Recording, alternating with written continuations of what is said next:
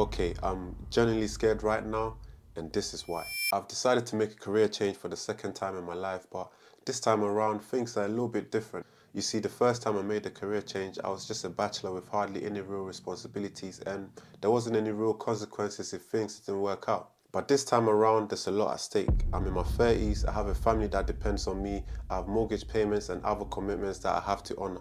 If I get this move wrong, it can really have a negative impact on the quality of life of my family for the foreseeable future. So I simply can't afford to get it wrong. So putting all of this into consideration, why do I still want to go ahead and make a career change in my 30s? To really answer that question, I have to take you back to my childhood. I was born in Ghana, West Africa, where I lived with my mum and three other siblings, and we moved over to South London in the UK in my early teens, around the age of 13, to join my father who lived here at the time. But life in the UK was kind of hard, especially living in South London. It wasn't what I imagined at all. I experienced a culture shock when I arrived, and I don't know why, but before I moved here in the UK, I just imagined the UK to be a place full of happiness where everyone was so nice and smiled, but it was more of the opposite for me. I spent most of my school days trying to fit in and understand the life and culture in the UK. Now, during my school days, I never really knew what I was doing. I didn't know what I wanted for myself, what college, what university I wanted to attend, what courses I wanted to do. I was just confused. So what do you do in that situation? I just pretty much followed what other people did throughout my school life, college, and even university as well. When I finished uni, I didn't know what kind of job I wanted. I just knew that I just needed to get a job that was better than my part-time retail job at Tesco's, a job where I have to wear a suit and tie. That was all I had. And as I continue with this video, you start to see patterns and you see how this approach towards my future goals impacted my career decisions and sort of put me in the situation that I find myself now. Anyway, so after applying for whatever job looked good at the time, I finally landed a job at one of the top high street banks here in the UK as a cashier. And after about 9 months into the role, I got promoted to a personal banker where I would help people with things like opening bank accounts, offering them personal loans, insurance and mortgages. But I'll be honest with you, even with that promotion, I didn't really apply for that role either. I only got a job because where I was working at the time was very far from where I lived. I lived in South London and I had to travel all the way to North London every day to work. And after a while, it was taking its toll on me and I just had enough. And to make matters even worse, the salary was terrible. I could literally make the same amount of money if I just stayed in my normal retail jobs at Tesco, just stacking shelves. And I made my intentions clear to the manager that I wanted to leave, and it really upset her because we were quite a small branch and we were kind of like a family. So she didn't want me to leave, at least not in the North London region anyway. So she went and told the area manager, and with every manager, of course, you want to keep your staff, your best staff, especially within your region. So he didn't want me to leave. So he wanted to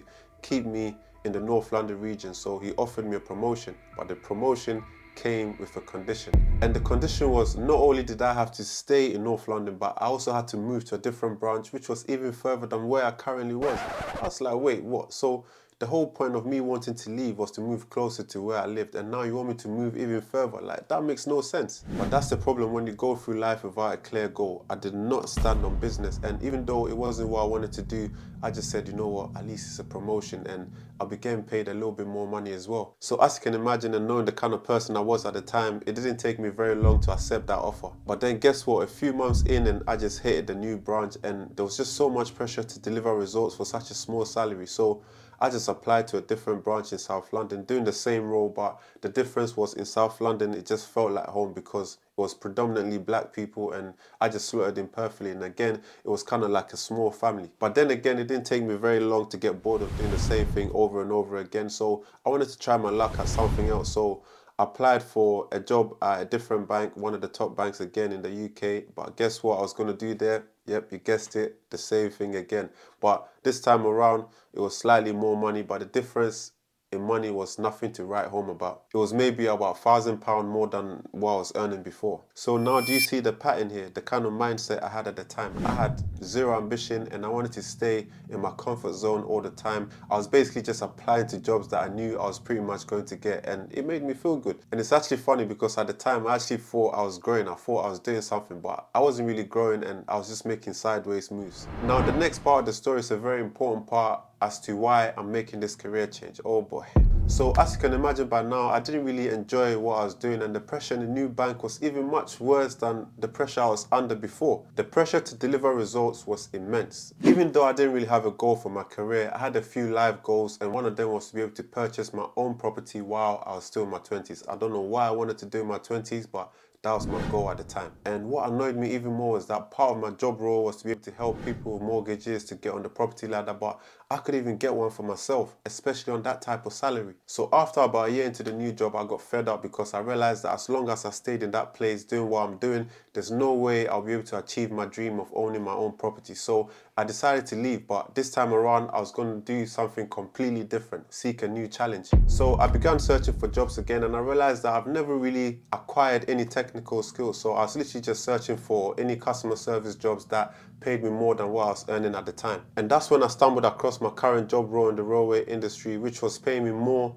than what I was actually looking for at the time. So long story short, I applied for the job and I got it. But I knew immediately when I started the job that it's not the kind of place I wanted to stay for too long. Well, at least not in the particular role that I'm doing now anyway. I remember saying to myself, 3 years max and I'm out of here. But before I say anything that might sound ungrateful or anything like that, I have to say that the first few years of doing my current job, it helped me to achieve so much, and it helped me to acquire so many things that personally I wouldn't have if I stayed in my previous job doing what I was doing before. After just 1 year of working my current job, I was able to finally buy a 1-bedroom flat in London.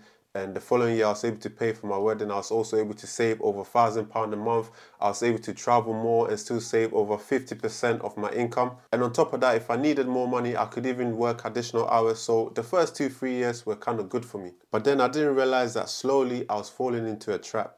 I started to get comfortable. There was a lot of red flags at the beginning that I chose to ignore. I remember when I first joined, one of my colleagues asked me what I did before, and I said, oh, I work for such and such bank. And I was very surprised by her reaction. She said, so why would you leave that to come and do this? And I thought to myself, why would she say that? And that was a big red flag. And also another red flag that I chose to ignore was that during my training with my mentor, he literally showed me everything that I needed to do for the job within half an hour. So I was like, wait, is that it? And he said, yeah, that's it really. And at first, coming from an environment where I was under immense pressure every day to deliver results for peanuts, and now I'm under no pressure at all but earning significantly more than what I was before, I kind of liked it, but it didn't last very long. 3 years passed by so quickly, I didn't even know where the time went, and I just got married with a baby on the way as well. All of a sudden, the money that was once enough to spend and to save over 50% is suddenly not enough anymore, and now I have a mortgage, I have council tax, service charge, gas, electric, water.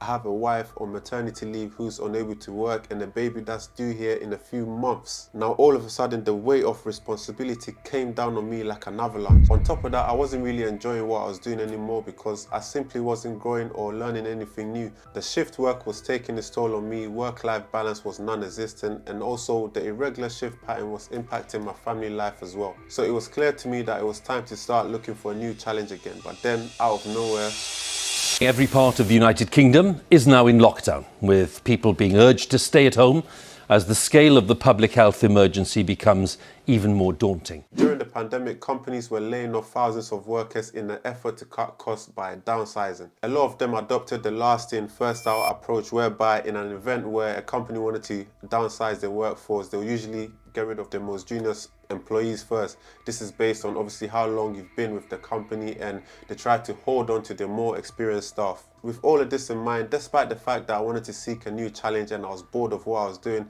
I didn't think that that was the best time to make that move, as my job was relatively secure at the time. And on top of that, I was the sole earner of my household, so I couldn't afford to lose my income. So I decided to hold on for maybe another year or two and wait for things to die down a little bit. And during that 2-year period, I did try to look for some internal vacancies, but to no success. But then all of a sudden, the job that I only wanted to do for 2 to 3 years has now turned into 5 years and counting, and I still don't know what I wanted to do with my career. I didn't know what career I wanted to get into. At this point, when I realized this, I started to get very nervous about my future. What if I get stuck in this job role forever? And also at this point, I'm really starting to feel the impact of shift work on my physical and mental well-being as well. I need a change, like now. But this time around, I wasn't going to make the same mistake again and just apply for any type of job, because now I'm in my 30s. I need to figure out what career I wanted for the long term. I need to think about my family, schools, where I want to live in the long term, work-life balance, and so many other things. So rather than do what I usually do when I'm seeking a new challenge, I decided to actually sit down and actually think about what I actually wanted to do, and also a job where I can actually grow and develop my skills. In the past, what I would have done in this situation is I would have just gone online and started looking for higher paying jobs with the current skill set that I have, which is nothing really when you come to think of it. So I turned to good old YouTube for some help, and I found a video that helped me a lot. The video basically made me rate certain qualities about my current job, like work-life balance, job satisfaction, how my manager is, your salary, and a bunch of other things out of 10, and also the qualities that I wanted in my new career. This exercise was brilliant because it revealed to me straight away that firstly, I needed a new challenge imminently, and also it helped me to discover what I wanted to do in my next career. This helped me to narrow down my search to the type of careers that would give me those things that the assessment I did on myself revealed to me. I ended up settling on a career in tech, and I like the idea of web development because it's a great career and one that you can take anywhere around the world and you wouldn't struggle to find work. I can even work freelance if I need to. I started my self-learning journey almost instantly, and I fully immersed myself in it because with me this was a matter of life and death. I watched a lot of YouTube videos, listened to a lot of podcasts around web development, bought books, joined meetup events so I could meet like-minded people.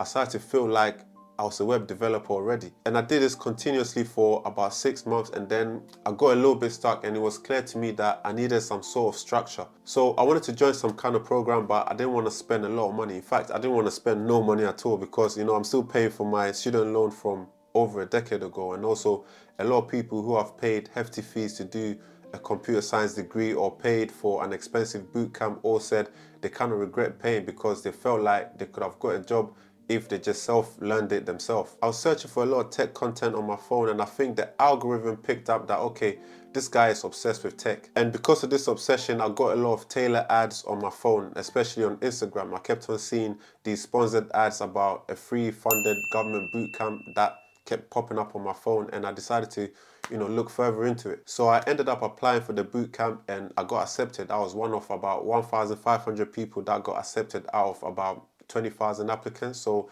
that really felt good. But then there was a slight problem. So they didn't have any cohort for web development at the time, so they put me into the data science cohort instead. And that really upset me because that's completely different from what I wanted to do. And anything to do with science, I'll be honest, scares the life out of me. And the thing is, I had invested a lot of hours into learning web development, and now I'm just going to throw away 6 months of intensive learning just to start something else. But then I thought about it very carefully. I thought maybe, this is a sign from above. And I thought, okay, you know what?